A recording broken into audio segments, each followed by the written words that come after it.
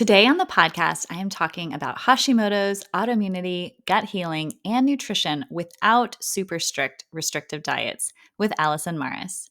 She shares her own incredible story and how healing the nervous system is a key to thriving, whether you are simply wanting to feel better, trying to conceive, pregnant, postpartum, or rocking the mom life. I love Alison's approach and perspective, and I think you will too. Let's get started. Welcome to Healthy as a Mother, the podcast for becoming and being a mother, with your co-hosts, Dr. Leah Gordon and Dr. Morgan McDermott, two naturopathic doctors who get it. Each week, we teach you how to be the healthiest mother you can be, from fertility and preconception to pregnancy and birth prep, through postpartum and throughout motherhood, empowering you with the natural health guidance and education you're not getting elsewhere, so you can confidently navigate the broken system at large. The real, the raw, the untalked about. And remember, this information is not intended to diagnose, treat, or manage any disease. Always consult with your doctor before making any changes. Did you know proper hydration and mineral balance are key for hormone health, fertility, and preparing for pregnancy? That's why Dr. Morgan and I love Relight from Redmond, the real salt people, a USA-made electrolyte powder made with unrefined sea salt and 60-plus trace minerals, plus bioavailable potassium, calcium, and 2 forms of magnesium. And yep, they taste amazing. I'm a lemon lime girl, but Dr. Morgan's all about that strawberry lemonade. Head to redmond.life and use code HEALTHYMOTHER for 15% off. Again, head to redmond.life and use code HEALTHYMOTHER. Stay hydrated, ladies. Today, I have the privilege of interviewing Alison Marras, a mom of 2 babes, holistic nutritionist, published author of the Paleo Gut Healing Cookbook, a gut healing expert specializing in autoimmune disease and food sensitivities. After putting her own Hashimoto's, PCOS, and IBS into remission, she made it her mission to help other women heal chronic digestive and hormonal symptoms without restrictive elimination, diets, or stress. As the creator of the In Tune method, she's guided hundreds of clients to confidently heal at a root cause level while finding balance and joy with food again. With over a decade in the wellness space, Alison is passionate about simplifying gut healing and nourishing our bodies with more joy and peace. Check out her delish free recipes on foodbymars.com. Amazing. Alison, thank you so much for joining us today. I can't wait to talk to you and interview you all about Hashimoto's and autoimmunity and gut health and all the things that you're an expert in. So thank you for being here. I'm excited to be here. Thanks for having me. Yeah. Before we get started, can you kind of just share a little bit about your story and your background and why you're here and why you're doing what you're doing? Yeah, I would love to. First of all, I just love that motherhood is going to be in this discussion because when I really think about it, one of the biggest things that really started my journey, which is like a decade long at this point, was I got married. And so I wanted to get off the birth control pill and say, let's see what happens. And when I got off the birth control pill, that was my trigger for Hashimoto. So I was on the birth control pill for a decade because that was the only option for me. I turned 18. I was dealing with a lifetime of really heavy, painful periods. Dysmenorrhea was what the diagnosis was. And they had nothing else for me. You know, I was on like this high dose of naproxen, like 1,000 milligrams that I would take. And I was just drugged up and still in so much pain and would have to miss school 2 days out of every month. And so by the time I turned 18 and I was going to college, I was like, I can't live this. I can't function this way anymore. Yeah. So I went on the pill, stayed on it for 10 years, got married, and got off. And then everything changed. I felt like almost overnight, my body was betraying me. My hair was falling out in globs. I lost about 75% of it within like 2 to 3 years of that happening. My periods returned horrendous as ever. Like just, they told me it was going to resolve the issue. And no, it was just a big fat Band-Aid. Food sensitivities, gut issues started popping up, and plenty of it I think I had normalized for a long time, but it was getting so bad that I just couldn't ignore anything anymore. So that's really what started me off on this. I was going to some of the best endocrinologists and OBGYNs and all the doctors in New York City that I could go to, and I was just being bounced around like a hot potato. Nobody knew what to do. They were like, oh, why don't you just get back on the pill? You know, Right. I was like, no. Yeah. I don't need to be a practitioner to see the connection here. And I wasn't at the time. I was doing a whole different thing. So that was the catalyst. That was like, okay, no one's coming to save me. I've got to figure this out. I'd always been into nutrition and working out and eating well and taking care of my body because I'd been around a lot of autoimmune disease and cancer my whole life in my family. And I just always cared about that. So I was like, okay, I think this is the sign. I'm going to go back to school. I'm going to become a nutritionist. I'm going to figure it out for me. And then I'm going to figure it out for everybody else. No woman should have to go through this. And through that came my diagnosis. I went to a naturopath because Western medicine was not testing my thyroid appropriately at all. They were boxing. They were like, "Oh, but you're not fat." So literally, Right. so many people, like, "You're not fat, so That's it's not terrible. your thyroid." I'm like, all my hair is falling out, and I'm 27. How do you Right. know anything about my weight? You've never met Yeah. me before. Right. I know. It was just nuts. So a naturopath, thankfully, tested me appropriately. Yay. I know. Thank God for you guys. And then, I got diagnosed with Hashimoto's. At first was just like, oh my God, finally an answer. I had known about Hashimoto's, learning about it. And I was like, okay, I've got, some stuff now. And SIBO and parasites and all, I kind of started digging into this world and getting acclimated with it and trying elimination diets and doing all these things. And yeah, that is where it all went. I finally figured stuff out for myself. I got into remission, 2 healthy babies. Yeah, it all worked out. And I'm thankful for the experience because it changed my life completely. I love But that. yeah, that is the rigmarole. Oh, what a beautiful story. I feel like so many of the best practitioners are those that have their own healing journey. And it's not that you have to have, gone through cancer to help people with cancer kind of thing. But I just think there's a different level of understanding when you've been there, you get it, you've lived those experiences, and you've also troubleshooted a lot of what to do because I see this sometimes in the world. It's like, oh, well, just, don't eat this, don't eat that, take these like 10,000 supplements. It's like, what is it like to actually live that life, to actually be that person doing that? And it's so easy. I think about this when I go to medical conferences and they're talking about all the different things and this is what you have to do and this is what the literature says and blah, blah, blah, blah, blah. And then at the end of the day, it's like, okay, but these are real people, especially moms. It's like, okay, but what is actually practical? And this is something that you can only get being a person or working with people to be like, that's completely not practical. Like no one can do that, You nailed but it. then how do we find this happy medium between knowing what we need to do, knowing what is going to help us, and also not killing ourselves trying to do it? So can you speak a little bit about your philosophy? Because I know you mentioned that you help people heal, but without like crazy strict, diets or all of these things. And can you just tell us about your philosophy about all of it? Absolutely. So you just nailed it because there's some great research and researchers out there, but the magic really happens when you are practicing. So as practitioners, we know like, yeah, I know this, but I'm not going to ask her to do that. Like with her lifestyle, like that's going to, overwhelm or create a lot of stress. It's not going to get done. And so it's actually not useful. Yeah. So there is that bridge that needs to be crossed with people that I really started to realize. So I love that. So yeah, with my whole ethos, it's firstly seeing it in my body. It's being someone that loves food. I started out as food blogger, healthy Yeah. food blogger, paleo, AIP. I have a cookbook.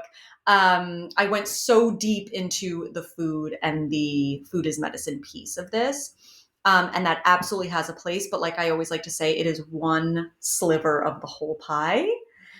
And what I'll see a lot, and I absolutely was there, is that we will overcorrect with diet. We are expecting, for example, AIP, the autoimmune protocol, or low FODMAP for SIBO, or whatever, to just completely overhaul and heal our whole life. Yeah. And that's not possible. And oh, am I so happy that that's not possible, because who wants to eat like that forever? Yeah. It's unreasonable. I'm all about let's crowd in with whole foods, nutrient density. Let's eat the organ meats. Let's, eat seasonally, right? Like let's do all these great things. And I love paleo-ish, as I call it, Yep. as a template. But we got to branch out. We see nutrient deficiencies with people that are paleo and AIP too long, right? Not enough calcium. We're not eating any dairy. We're missing out on some really good fiber. I'll tend to see people get really constipated when they are paleo or AIP too long because they're just not getting enough fiber differentiation, right? It's just like sweet potato over and over and over again. Like how much can we do that? So this is where I think number one, bioindividuality is always the golden rule. Everyone is so unique. There's not one thing, one diet, one way of life for everyone.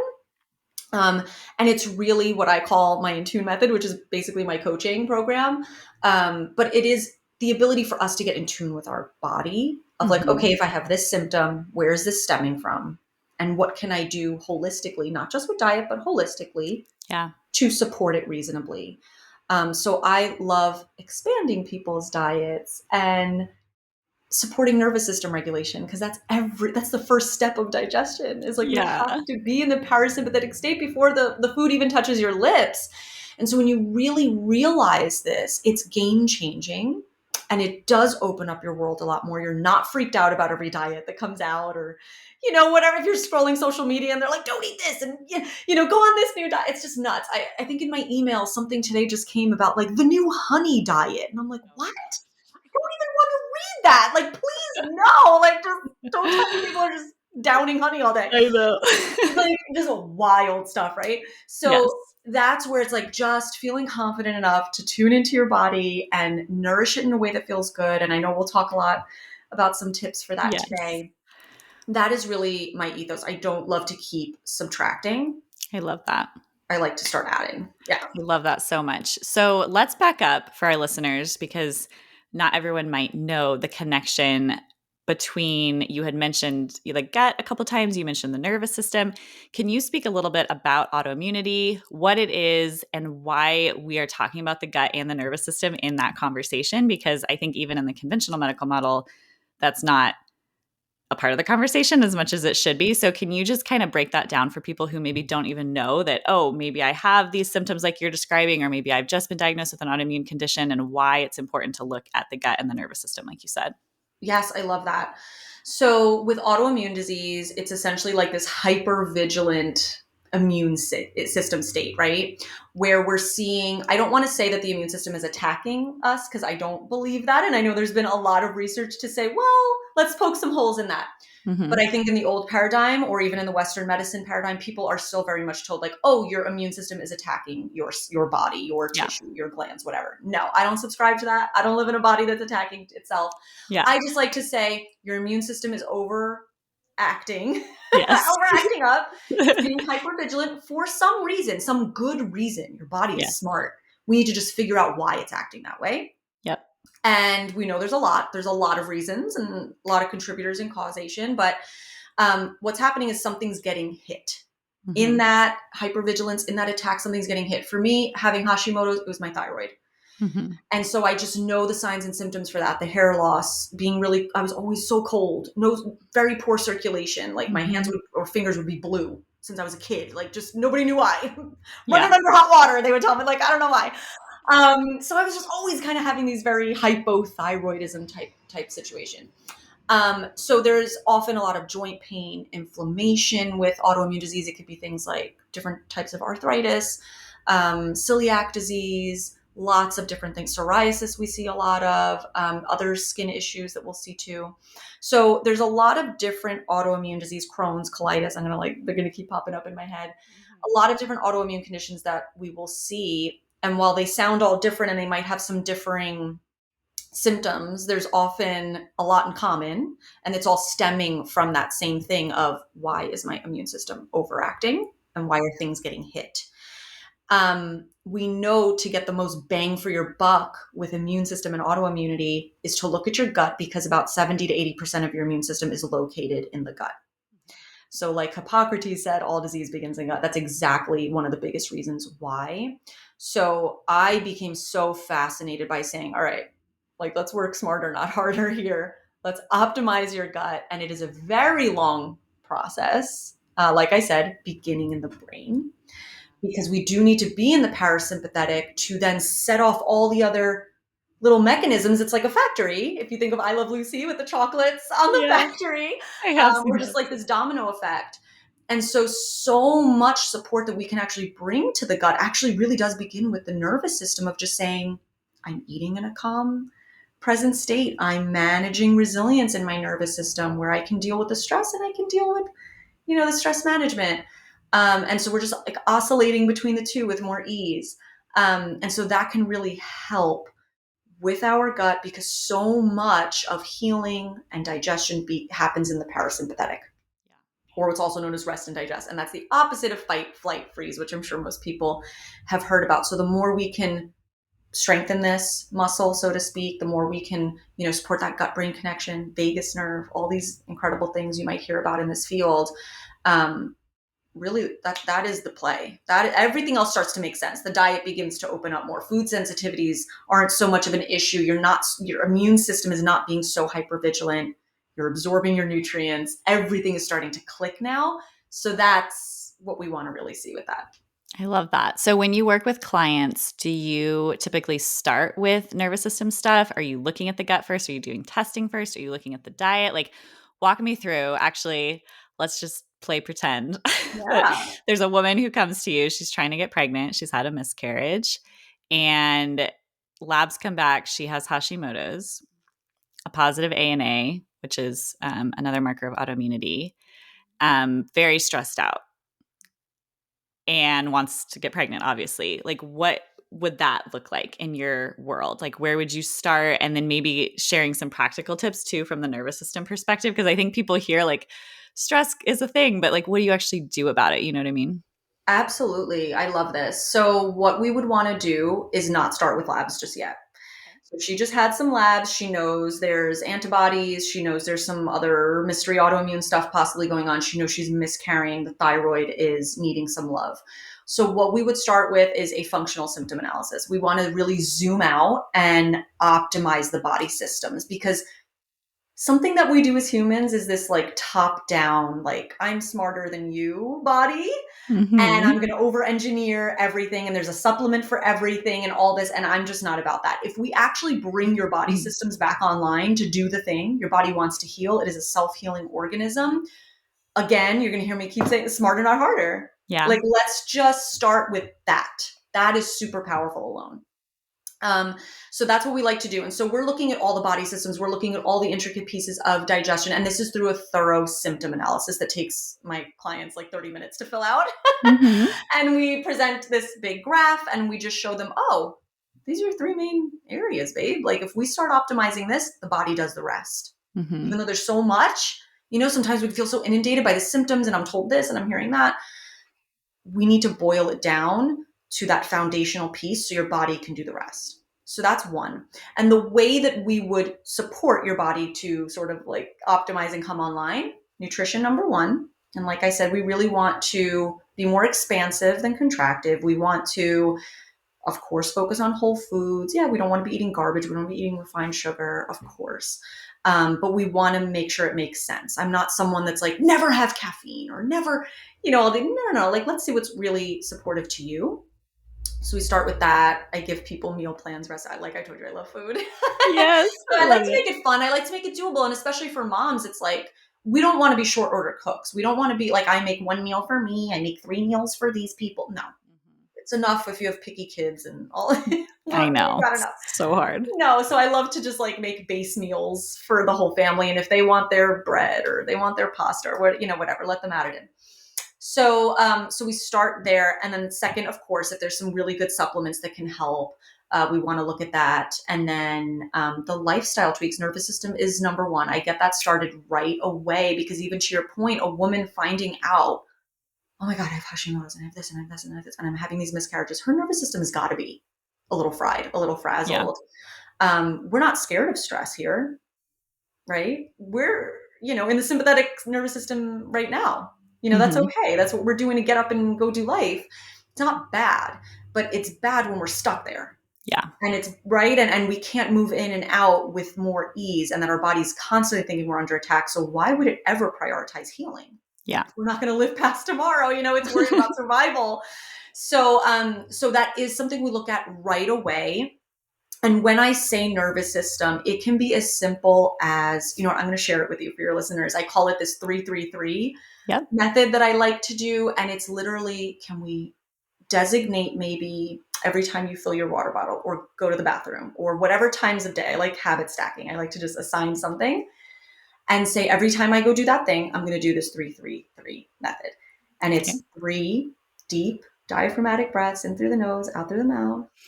And then, Let's do it now, all of us together. Let's do it now with us, okay? So we're going to do an inhale, and exhale, and exhale, right? And it's just grounding you. It's just bringing you back into the present moment because we are so cerebral. We've got Zoom meetings and phone pings and doom scrolling and whatever else, right?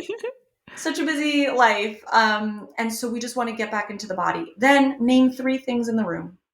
I got a money tree in front of me. I got you. I got my water bottle, right? It's just get me back in the room. Yeah, I love right? that.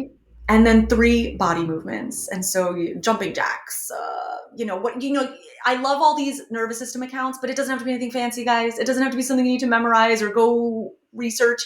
Just move your body, be in your body. If you want to dance, if you want to say, hey, this would be a great time for me to go for a walk, just do something like that. And that's it. Get back to your day. Keep going. Just the more we can get back in our body, the more healing, the more mindfulness, all that good stuff that I think comes into it. So that's kind of our roadmap, right? We kind of curate what are these heavy hitters for a person, get them going on that, get it feeling good. And now we're changing the terrain of the gut. Because what I'll see oftentimes is like, oh, we're eradicating SIBO or H. pylori or any of these gut infections or parasite cleanses, but you never change the terrain. You never change that person's day-to-day of, like I just posted on social media, of what made it a 5-star hotel for those bugs to exist. Yeah.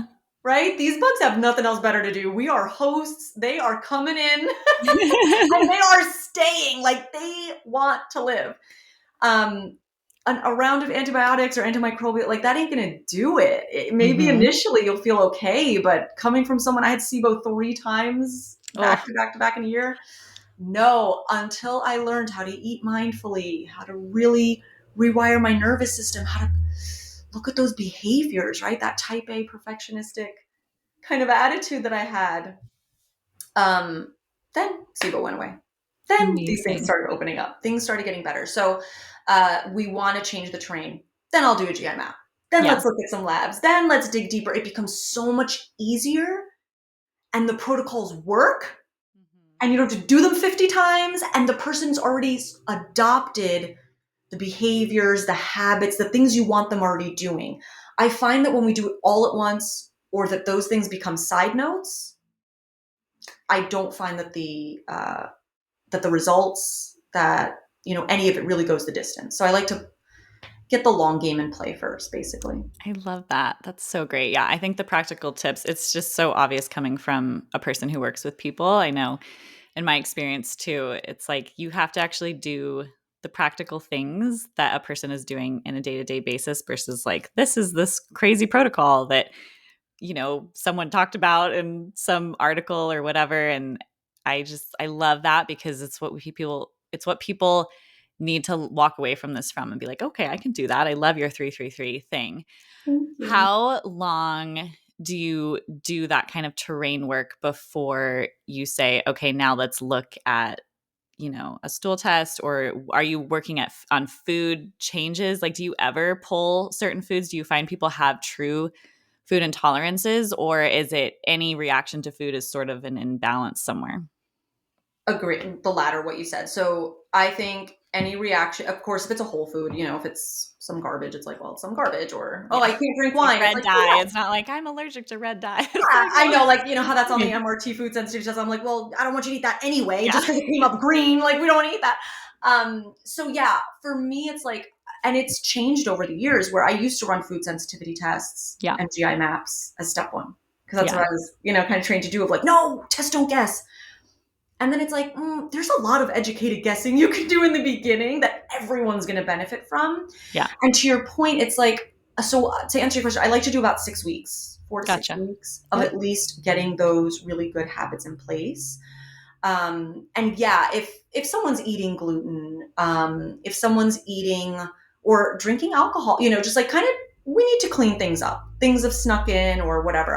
I work with really health conscious women. So usually it's like, yeah, that snuck in again, or yeah, I've been kind of like F it lately, or, whatever. I'm not like necessarily dealing with someone who's like, I'm trying to get off McDonald's, which I'm sure, you can relate to. Yeah. So it's not like pulling teeth, but it's optimizing. It's usually things like, blood sugar imbalances, not eating enough, just optimizing things in certain places and having some more nutrient density for sure. We're creatures of habit, right? Eat the same 5 things or something, like Yeah. just need to rotate. So I like to get that going immediately. But of course, if a person is like a lot of joint pain and they're eating tomatoes and peppers every day, I'm going to be like, let's just hold that out. We don't need to go full blown elimination diet or AIP, but I'm looking at your food journal. I'm seeing the correlations. Let's just hold that back. Here's some really yummy recipes in the meantime. Yeah. Like shiny object, like focus on this because, it's just our nature to look at like, oh my God, I can't eat this, Mm-hmm. and to get frozen and frustrated in that and feel like I can't travel. I can't dine out. I can't do it. No. Yeah. Let's focus on what you can eat a lot of. Yeah. And play there. So yes, it's so bio-individual, and we'll look at stuff like that. And then, so after those 6 weeks, it's like, okay, let's do a GI map stool test. I love it. It's testing for immune response stuff, but then also if there's parasites, candida, H. pylori, bacterial overgrowths, which I feel like I just see with everybody, there's some kind of bacterial imbalance. And so we can do a lot here to be able to pull the right levers. And now it's so much easier. And then you've also developed this great relationship as a practitioner and client. There's a trust built. There's, oh, I am seeing results. Oh, it can be as simple as 1, 2, 3 tweaks in a day, and I get farther. And now when I ask you to take all these supplements, I know. this is kind of the way it is with the GI map. It's like, oh, okay, Alison, I trust you. I'm going to do it. But I feel like if I do that, and when I've in the past done it on day 1, it's like, whoa, what? Super overwhelming. Yeah, it's overwhelming for anyone. I've been there too, where I took a garbage can once and I just took all the supplements and I'm like, forget this. I can't do this anymore. It's just, even for the perfectionist in me, that I'll try to do it to a T. When you don't feel well and you don't feel like you're getting results, it gets old. I love that. Oh my gosh, so good. So talk to me. I want to talk about more gut stuff too, but tell me about gluten and dairy, because I know at least in our world as naturopathic doctors, we were trained and I do see in practice, but maybe there's a missing link that I'm missing with people too, where it feels like certain things like gluten and or conventional dairy seem to really flare people with autoimmune conditions. Tell me about that. Like, are we missing the mark? Is there something different, or is it the type or quality of the gluten or dairy? Or can you just tell me about that? Because it's the first thing that often people are told when they get diagnosed with Hashimoto's is stop eating gluten and or dairy. Yeah, it's definitely an and statement, and definitely a bio-individuality piece. I say that word so much you think I'd be on a roll. It's a hard one. But yeah, so I think especially with Hashimoto's, because of the thyroid, the molecular mimicry is what they call it. And that's just basically meaning, okay, if your immune system is hitting by accident the thyroid, there's this molecular mimicry with gluten that it looks a lot like the thyroid protein. And so you're going to get a lot of bang for your buck, especially with the TPO antibodies, as you know, because I'm sure you make this recommendation all the time. Go gluten-free. You're just going to feel so much better. It is so easy to be gluten-free nowadays than it was even a decade ago. And there's so many good replacements. So I love finding those replacements. I love making it a lot easier for clients so that they can be compliant.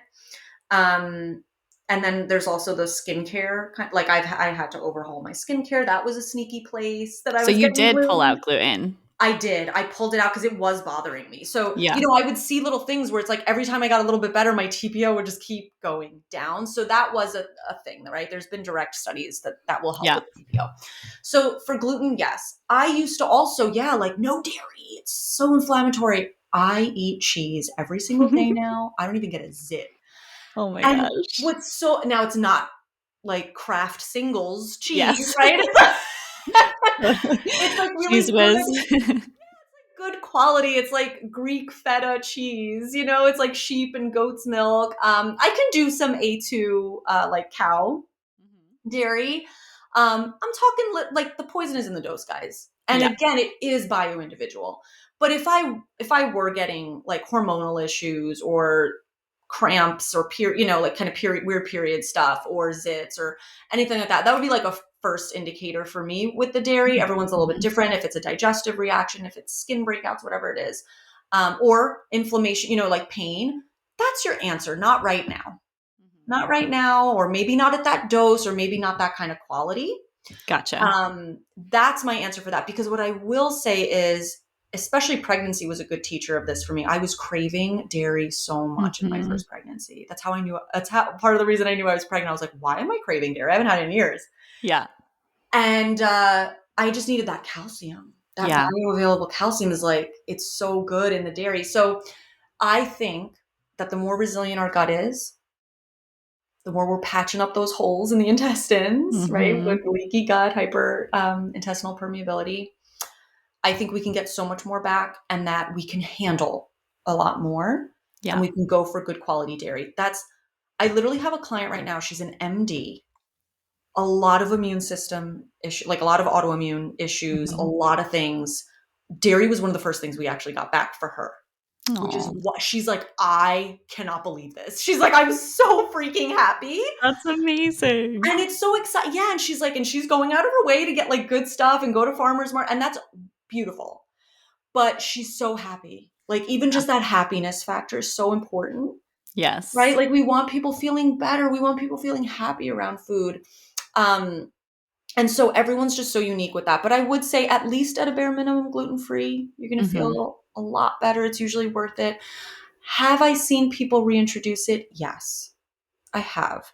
Usually it is a very good quality, like organic sourdough. By me, there's this farmer's market. They do a sourdough, and they get the wheat from Europe that they nice. Yes. do it with. Europe So does it different. I know. Exactly. No glyphosate, and it's lower gluten.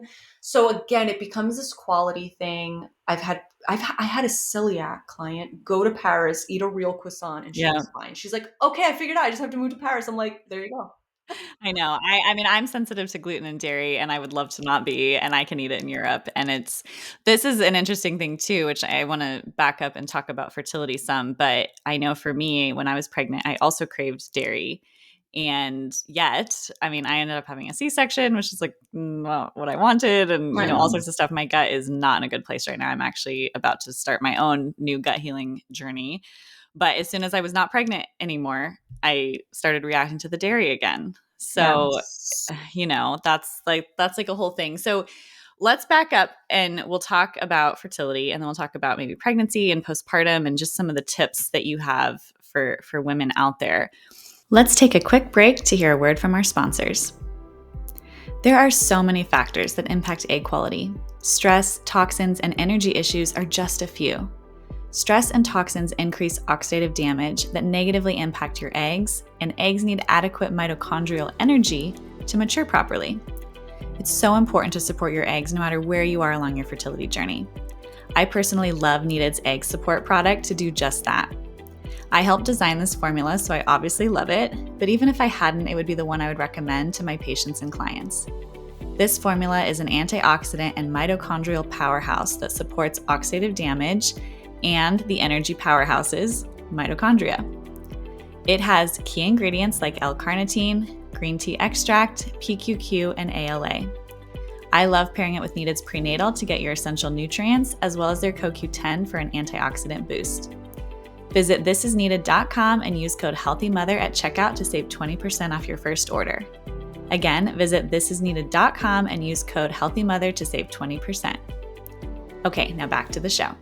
So for someone who's trying to conceive, I know for you, it doesn't sound like fertility was maybe a part of your struggle or not, but have you worked with clients that have autoimmunity, either undiagnosed or known, that struggle to get pregnant, and then they kind of do these protocols with you and get pregnant? Can you speak about that a little bit? Absolutely. And I will say it was an issue for me because my period was so sporadic. I had PCOS, they suspected endometriosis possibly too because of that pain, but I just never did the laparoscopy. Right. And so it was an issue. And then I was just freaked out and scared because I'm like, wow, between the PCOS and the Hashimoto's, like, am I going to get pregnant? I didn't know when I was ovulating. I didn't know, I couldn't track it. So it was hard for me in that respect, but I never had a miscarriage. Like I didn't struggle the way so many, I'm sure, of your listeners and women out there I know struggle. So it's not the same. But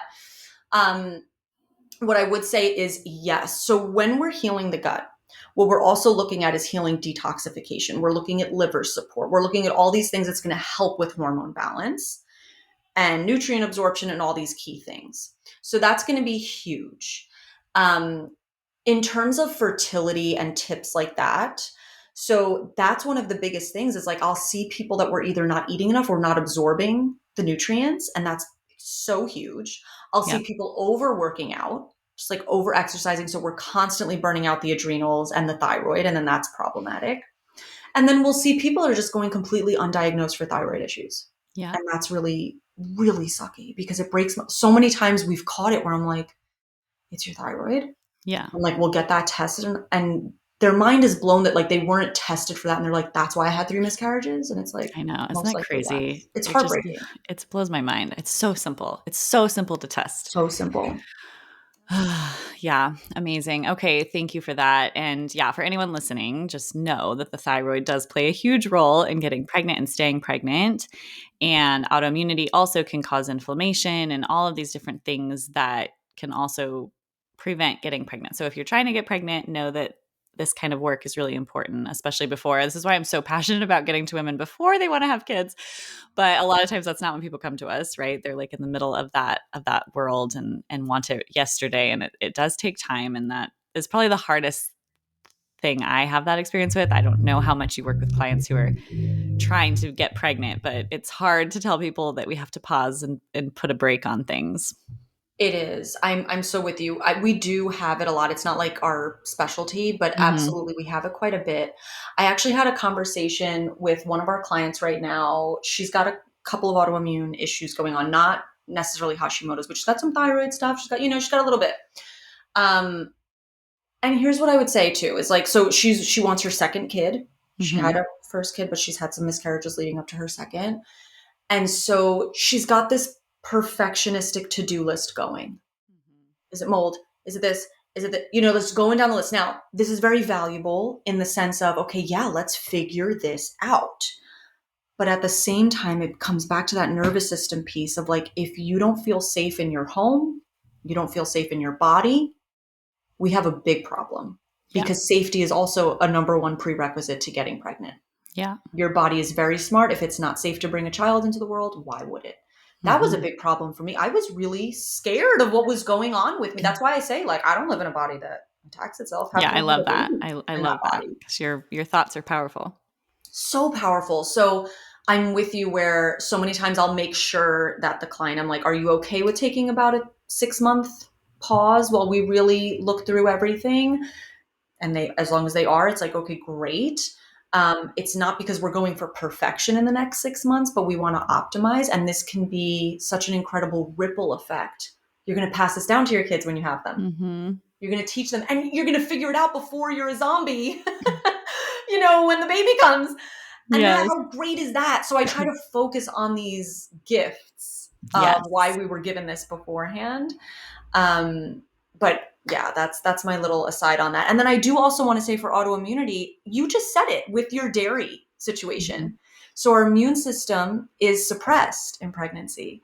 So a lot of food sensitivities disappear.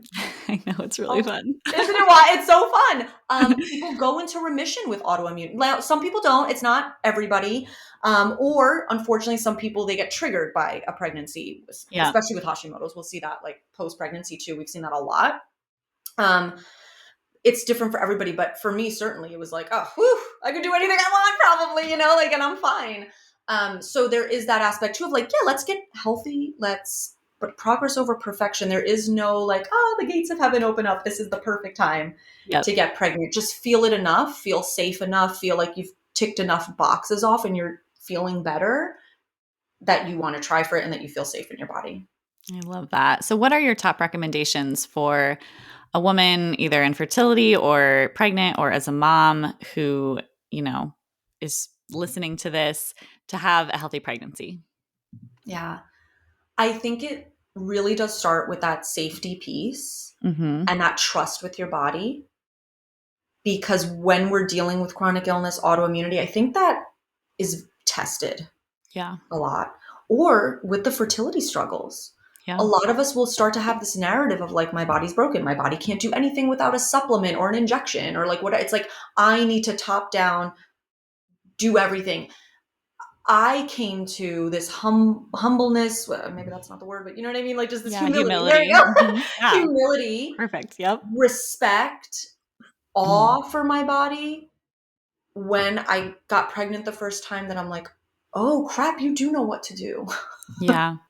You can do this. Mm-hmm. And my work now is to let you.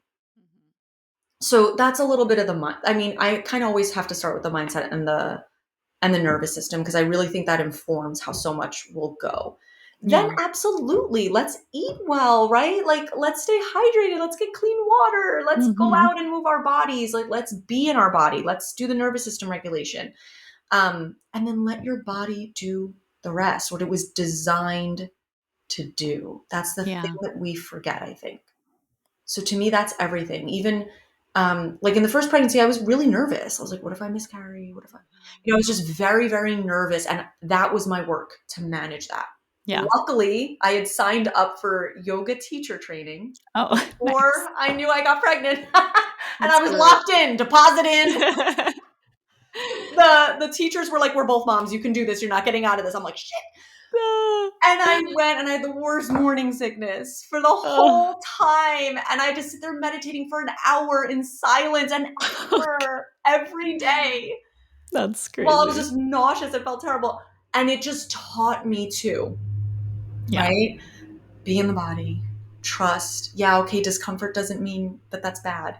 Just like all these life lessons I think I needed handed to me. So I start with that, because everything else gets easier. The decisions get easier. How you take care of yourself gets easier. Let your body just do the thing it was designed to do. I love that. That's so great. So moving on, for a woman postpartum and beyond, a lot of women struggle with energy and gut issues, especially if you're someone like me. I'm just thinking, because I had to take a bunch of antibiotics, with my delivery, and I think it, flared other things that were already imbalanced maybe before. Who knows? If you have autoimmunity, whether you had it before pregnancy or maybe pregnancy has flared it, how can we care for ourselves while we're also now caring for our babies? Because I think as women, I see this a lot where they kind of put their health on the back burner, and I've experienced it myself. Everyone else comes first, but it's so important, when you don't have kids, and not that it's like you have crazy amounts of time when you don't have kids, but looking back now that I have kids, I'm like, wow, how did I ever think that I was busy? It's just so different when you have. When someone that's not a parent tells me they're tired, I'm like, that's adorable. Like, can't you just go to sleep? You could go to sleep right now and no one would stop you. I know. So it's just a different experience. So what do you say to moms that, either they're newly postpartum or maybe have young kids? Like, what do you do? There's so many things. Lack of sleep is no joke. I know. To an average healthy person. And then if you've got autoimmunity and gut issues, and you've already got these pre-existing things. I remember being fearful the first time of like, oh my God, I'm gonna have a huge flare. How am I gonna function? I need my 9 hours of sleep. Yeah, same. It's the hardest part. My kids don't sleep, girl. I have 2 kids that they don't. No. Like, I'm not the one that's like, oh yeah, I put them down in their crib and they stay. Nope. That is not the cards that I was dealt. I co-sleep. I make it as easy as freaking possible. My youngest is 2. I'm still nursing him. I co-sleep with him. I make it as easy as possible. Yeah. I don't allow preconceived judgments other people might have about how I should put them to sleep or how I should. I say if everyone's getting sleep, that is a pinnacle to mama's health and everybody's health. And that's all that matters to me. Yeah. So my first and then my second, very different. I was in my perfectionism. I was in, I was in the shoulds in the first one. I'm sure all of us go through this, right? Where we think it's some certain way. And then by the second, I'm like, whatever, I'm going to try. I'll try getting him in the crib. If it doesn't work, oh, well, take that crib away. Nobody used it ever. So that's one thing I would say is like, please, whether it's your first or second or third, I don't care. Like, please understand that the health of the mom and wasn't that study that came out, not just the Yep. health of the mom, but the happiness of the mom Yeah, they're the is a nervous system direct, of the household. yes, and is a direct correlation to the health and happiness of the child. So if that's what we're saying, that's our priority. And so that's why we shove ourselves aside. It's ass backwards. Yeah.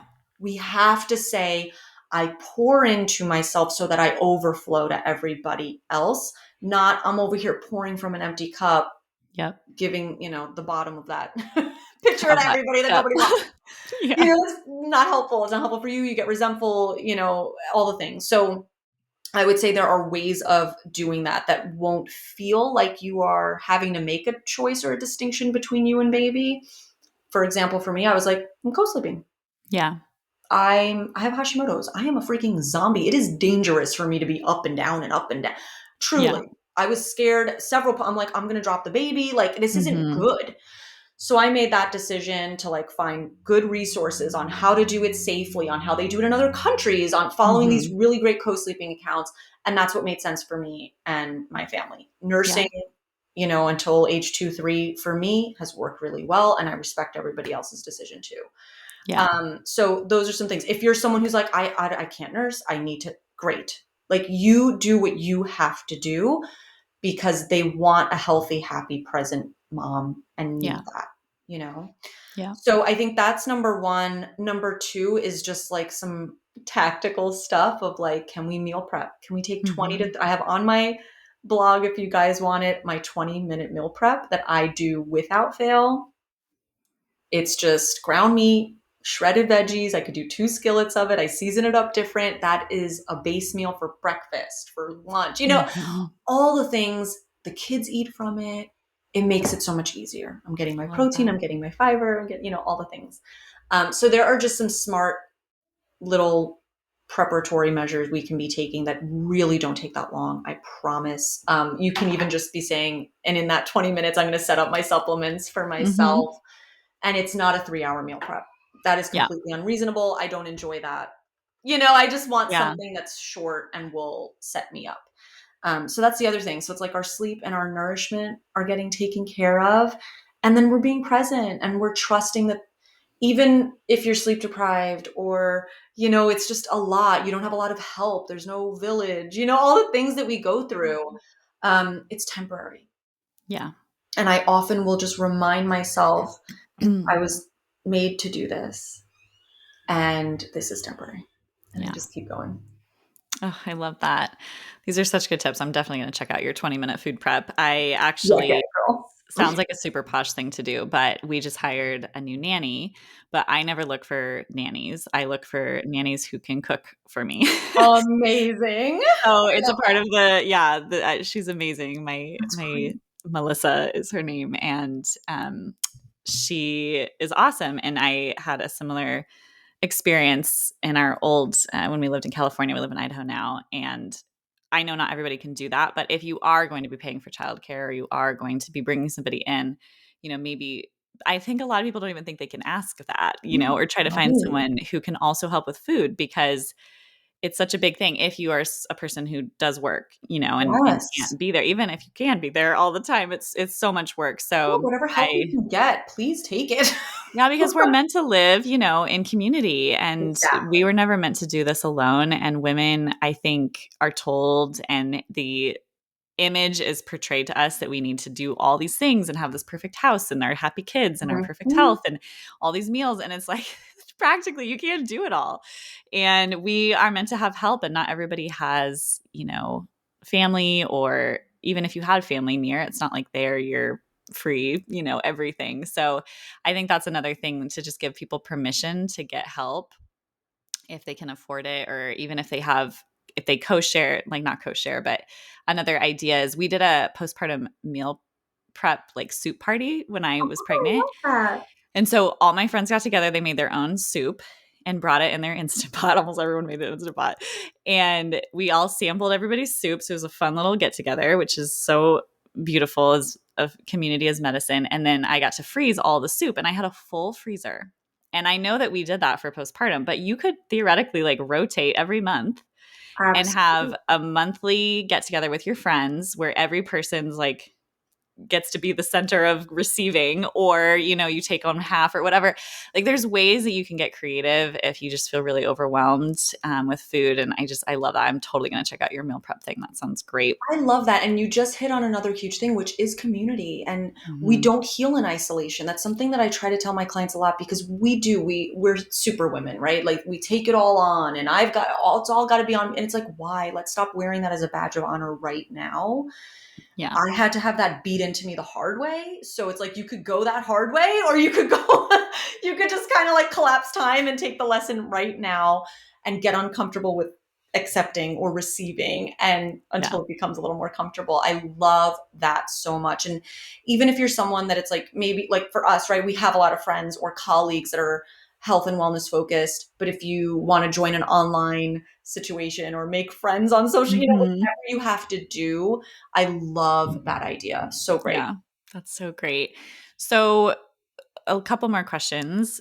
With the gut health, I know you kind of alluded to the fact that you do check GI map. I use GI map and GIFX. I don't know if you've ever used GIFX, but they're two great tests. And then do you do a lot of rebalancing the microbiome? Do you find that that's a big part of the imbalance with autoimmunity? And can you just speak to us a little bit about that? Absolutely. So what's nice is when we're already starting with those terrain changes, I almost feel like when I see the GI map, it's like, okay, this is what's left. Yeah. We update, like we made the shifts, and I know, okay, maybe 6 weeks isn't a terribly long time, but it makes a big splash. People just start to feel immediately better. And so then it's really like, what are we left with? Oh, a sneaky H. pylori infection that won't go away. Great, let's kill Mm-hmm. this. And so we know, for example, with that, we need to work on stomach acid. We need to make sure Mm-hmm. that that's all online and working. We want to make sure your partner doesn't have it. We want to make sure, Mm-hmm. just like all these little hygiene kind of things. And then for sure, what I love to do once these things are more under control, right? Like we're getting the infections or the imbalances more under control. And I was even going to ask you if you've tried this for you, especially with your dairy intolerance, because I know it made a big difference for me. Yeah. I'd love to know Is anything. yeah, colostrum and or immunoglobulins. Because if you can't handle Oh, colostrum, I love like Mega IgG 2000. We love yeah. using on the Mm-hmm. tail end for at least a month, maybe up to 90 days with someone, and that can really help with food sensitivities too. Yeah, I have with patients in the past. I've never done it myself. And Yeah. maybe I'll talk to you offline about this because it's hard to treat yourself. I feel like I'm really Oh, I bad at know. treating myself. And you have too much in your head, and you got bottles everywhere. You're like, I know. And I'm like, there's 1,000 other things I should be trying. Yeah. Like yeah. SBI Protect is Oh, something I've used nice. a lot as well. Mhm. But it's Great. like until pregnancy, because I had to have antibiotics for our fertility treatments, which is a whole long story. And it makes me so Yeah. sad. And then I've had 2 C-sections, which I didn't want, it's like, and I was like that, where I was busy with my baby, my first baby, and I just didn't I worked on my health to prepare for my second, but with our fertility struggles, it was just something that I don't know. There was just a lot of things that I had to undo, having to take Yes. hormones because we had to do IVF. I don't know if you knew that, but that's Yeah. just like wasn't the way that I wanted to get pregnant, and it just affected my body in a lot of different ways. So Yeah. I'm excited now that I'm postpartum. I'm 5 months to really start prioritizing myself. There's certain things I can't do, breastfeeding, but I'm a little bit more lenient with herbs and things like Me that too. in I just postpartum. like I tested. I'm like, the baby seems fine, so we're I going. know. I'm like, "It's okay." Yeah. So, but this is what I wanted to follow up leading into this question is about our kiddos. So, I have autoimmunity in my family. Yeah. I have done a pretty good job thus far. I'm about to run my labs to make sure that nothing has triggered, but my Great. family has more Graves' disease, so Mm. hyperthyroid, not hypo. But my other people in my family have had hypothyroid. And so it's something I've always tracked, and I've never had a trigger, I think, that's triggered me in that way. But I know pregnancy can be that. But now I look at my kids who are both born C-section, and we just know, it's not like a great start to their gut health. And my son now has had to be on 2 rounds of antibiotics, which is it's Aw. like so sad. I I know. know too much, and I'm just Yeah. like, my whole life is crashing down. We suffer But for it so much. I know. I know. So just like what about prevention and with your kiddos of these women, who maybe know that they have an autoimmune disease, because we know sometimes it can run in families, but we can do things to prevent it. Like, are Right. there any recommendations that you have for preventing your kiddos having a similar experience moving forward. And then to follow up with that, my last question is just like misconceptions about having kids and managing an autoimmune condition yourself. So just like getting into the kid world. We've done fertility, pregnancy, postpartum, and now we can talk about the Yeah, kids. that's fabulous. Yeah, that's such a great question. So what I have mostly done is think about the environment, right? There's that great saying that Chris Kresser always says about we've got the genetics loading the gun and then environment pulls the trigger. So I will say my firstborn, my daughter, is very sensitive like me. Whereas my son, who's 2, he seems to be a little more like dad, where he's like, yeah, resilient. So in the beginning too, I kept her gluten-free in the beginning. I already started to notice she had eczema as a baby. She was, just like all these little things that it's like, even though I was breastfeeding and trying to do all the things, I was noticing that. So I've always played with like probiotics for them since pretty early on. Even though knowing like, okay, when we're breastfeeding, especially, they are getting some really great microbiome, starters and all these good things, but to support them because I was seeing issues, especially for her with the eczema. Fish oil. I was doing cod liver oil as early as she started eating. So I would do like butternut squash and drip the oil over it and put cinnamon and some ghee. Loved it. Oh my God. Just like ate it up. I'm like, awesome. Yes. So there were just some key things like that with food where I was like, I'm going to give them a much better start than me, who was like 80s, 90s food pyramid girl. You know what I mean? Like bad. I know. Grains. Grains. Enough, right? Sugar, cereals, right? Everything. My mom still to this day is like, I bet they'd sleep if you put cereal in their milk. And I'm like, stop it. I love it. Like, just stop it. So I kind of just like kept her away from all that and was like, veggies, fruit, animal protein, the fish oil, like all those things. Especially with the eczema, the fish oil made a huge difference. Using tallow-based lotions and things like that. So I'm sure you're doing all this too. And so it's just becoming this thing where we've got this bubble that we're in and we're like, what more can I do? But I really think when we're already being so serious about, like I said, we pour into ourselves first, right? So we know personal care products, we've done that overhaul. We're using good quality products. We're not bombarding our body with parabens and all this garbage and microplastics that we've kind of come up with. We're already doing that with the babies. We're doing some just key light supplements that we know can be supportive because our, even our fruits and veggies are kind of devoid of nutrients at this point, and we just need a little bit extra. I do like some liquid vitamin for them. I use Mary Roots because they like the flavor and it works. So let's go. Probiotics, like I said, and then the fish oil. So those are the biggest things. And then I would also say I really try to be mindful about like, we're getting outside. They're grounding. They're running around barefoot, even though I live in Long Island and there's definitely Lyme disease. I get a little like, I'm just like, it's okay. I'm going to check them. They're not doing it a ton, but I just want them to get, their feet out there. There's just like little things like that we know about it. So let's have fun with it together. Yeah. So I love doing that, getting them sunlight, vitamin D in the winter, all these key things. Another really big thing I like to do for that is like really good, healthy sneakers and shoes for them. Like, that their, toe beds can, stretch out in. Cause I'd love to know your favorite brands. Cause I'm in the market for some too. Yes. Let's dish. I got all that stuff, whatever you need. But yeah, I just try to be more conscientious about it. Any organic cotton that I can use on their clothes, or just at least Ecotex, you can literally go to Target. They use Ecotex. Yeah. Which is so nice.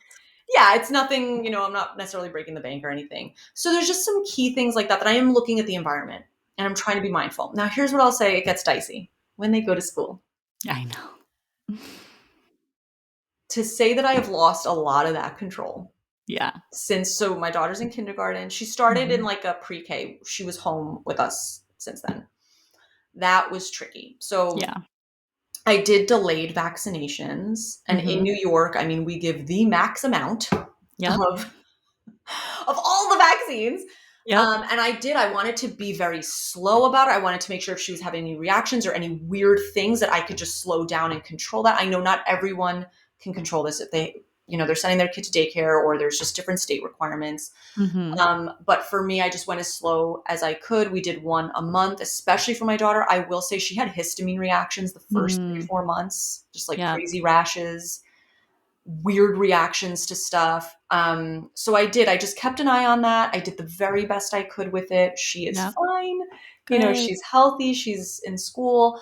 But yeah, it's just like trying to just educate looking at her. all the triggers. I love that. Yeah, it's a right the bucket theory. We're just trying to lighten the load and then also prepare them, like teach her.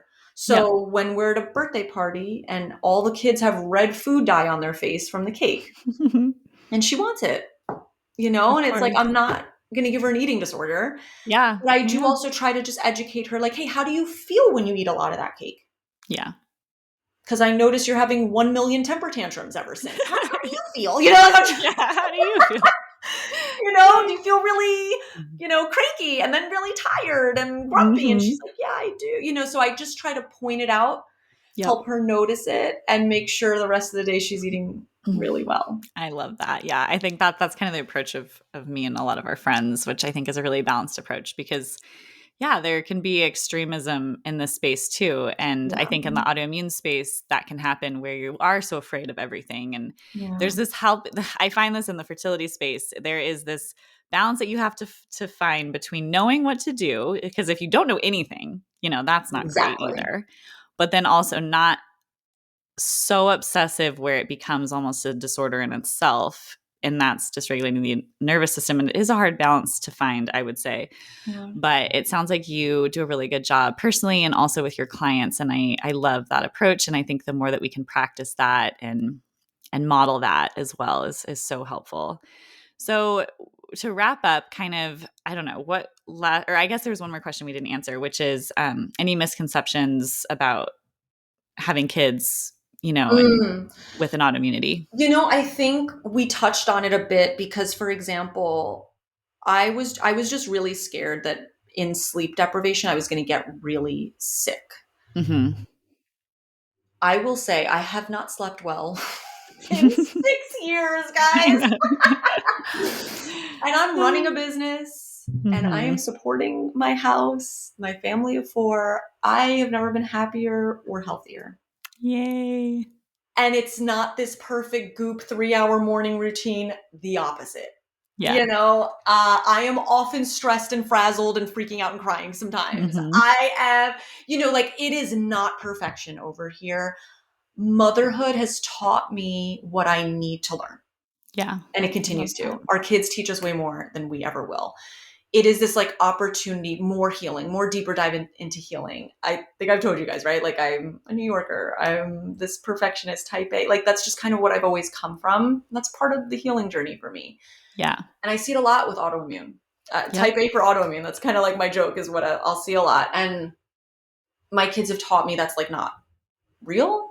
Yeah. Perfectionism is this total construct. Embrace the mess. Like you said, right? Like we're taught to, like, we're supposed to keep a perfect house and do that. And it's like, I really had, the second pregnancy was so different for me. I really just came to this moment, and I still come to it of like, embrace the fingerprints all over the windows and embrace the mess. And I don't really have a real couch in my living room. I have like a toddler couch, and like that's perfect for us, Yes. Right. And so I've come to this more reasonable, fun. I'm still working on it, but it's teaching me what I need to know. And I think that is this invisible healing for me that makes up for some of the lack of sleep and, all this perfection that I thought I needed.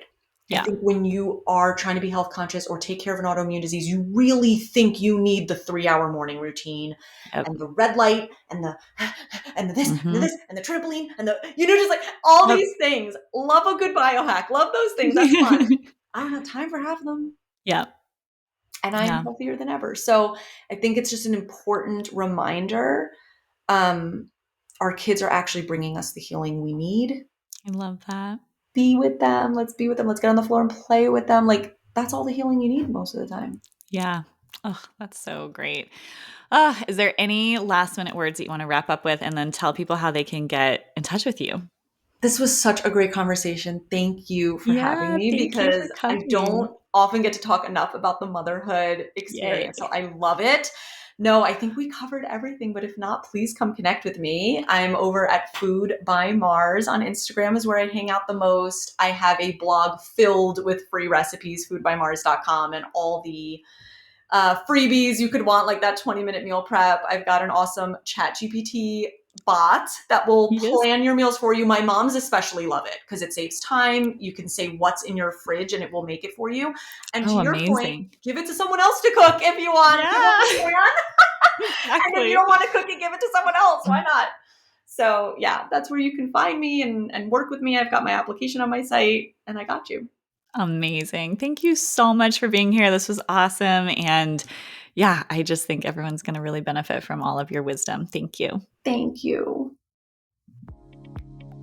Thanks for listening to this episode of the Healthy as a Mother podcast. In order for others to hear this information, please leave a review with Apple Podcasts, subscribe, and send to a friend who could benefit from this content.